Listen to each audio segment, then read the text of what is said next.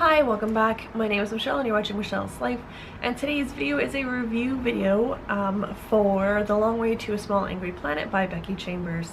So I have recently reached my reading goal over the year of 75 books, and The Long Way to a Small Angry Planet was actually my 76th or 77th book of the year, and let me tell you that it has skyrocketed to the top of my list. It is my #1 favorite book that I read in the year 2016, just automatically. Best characters, best writing, best story development, just overall absolutely loved this story and these characters and the world building and just the general topics and discussions that were weaved throughout and quietly but thought-provokingly present and just eye-opening. I thoroughly enjoy this book, and I think it's a must-read, and I think it's also going to be an instant modern classic. I think that in the future this one science fiction book is going to sit up there with Bradbury's and Orwell's and other historically known science fiction writers, because I think it is an important piece for our time period.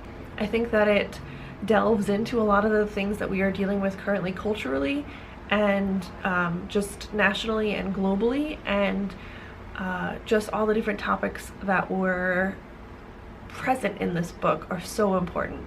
Some of the topics that this book quietly and cleverly tackles include humanity, sexuality, race, evolution, genetics, anti-vaccinations, cosmetic body enhancements, disability, autism, and many, many other diverse topics, as well as xenophobia and the topics of artificial intelligence and sentience, and just all different topics are covered in this novel. The overall plot is that we have our main character Rosemary, who is running away from something. You don't know right away in the beginning of the story, so I won't spoil that. So she is on a single shuttle pod, and she's going onto a bigger ship, and this ship's main purpose is to tunnel black holes for transportation so that planets can reach each other quicker.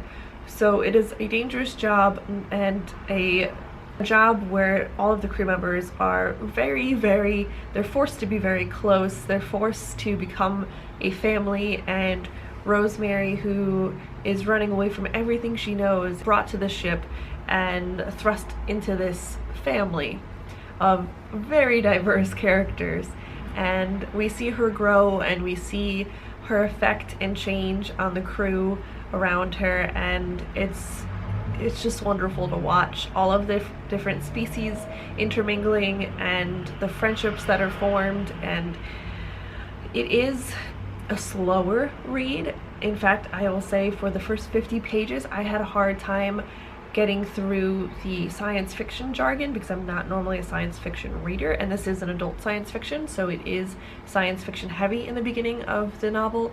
But after those first 50 pages, when you start learning like the phrases for traveling and how they denote time, like by weeks and years and stuff, it becomes very easy and understandable and digestible. So if you can move past those 50 pages, there's still amazing things happening in those 50 pages. Just the science fiction stuff kind of dragged on me a little. It is a slow moving book as far as plot, but it is so rich in character development and character exploration and discussing all of those topics that I had brought up at the beginning of the video. It's just very enriching. I think Chambers has surpassed Bradbury in her ability to take our current fears and hesitations and hyperbolize them in this science fiction novel. Where Bradbury focused on technology and seclusionism and regulated societal norms, Chambers takes our current discussions on race, sex, gender, and body image, as well as other topics, and applies them to a science fictional world where everyone is more understanding and open of their differences, but we still have our xenophobic and homophobic and speciesists intermingled in those crowds as well. At the same time, though, she addresses how the different species still hurdle over stereotypes and planetary prejudices. So it's not like this is a utopic society or a utopic science fictional world where everyone gets along. but they are more open-minded, and you do see that they have already established rules and treaties, and they've already addressed a lot of these stereotypes, and they've already started working, you know, among the different species, and humans are actually not the #1 species, and it's a really interesting dynamic. This is the first book all year that I've really been able to connect to the characters and wanted to be a part of this ship out in the middle of the space, just stuck with them, and I felt like we were right beside Rosemary, or even Rosemary herself. In a way, she was in the beginning a very static character, and she did grow later on in this book, but it was mostly about her experiences and what she was seeing, so we were seeing through Rosemary's eyes. The amount of empathy that I felt throughout this novel was, I think, the most important part for me. I was absolutely sobbing at some parts. I'll tell you when I was sobbing because I feel like that's a little spoilery, but I was also laughing and cheering and hopping up and down with these characters, and I cannot wait to read the second book in this series. It recently came out, I'm pretty sure in the UK, so I'll probably have to order it on Book Depository, but I am highly looking forward to reading that second book. And I hope that you will pick this one up and give it a shot as well. If you have read this book, let me know down below what you thought. I know I saw a lot of 3.5 stars. I think Max from Well Done Books gave it 3.5 stars, but he did say that he enjoyed the characters and the character growth in this, but that it was a slower paced novel, which I agree with.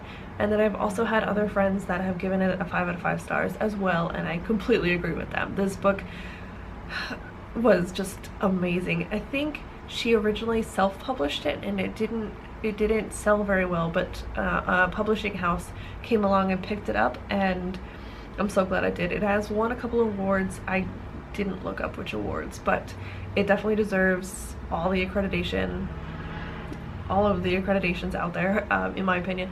I thoroughly enjoyed it, and I really hope that you go out there and pick it up. Thank you so much for watching, liking, commenting, and subscribing, and I'll see you guys next time. Bye!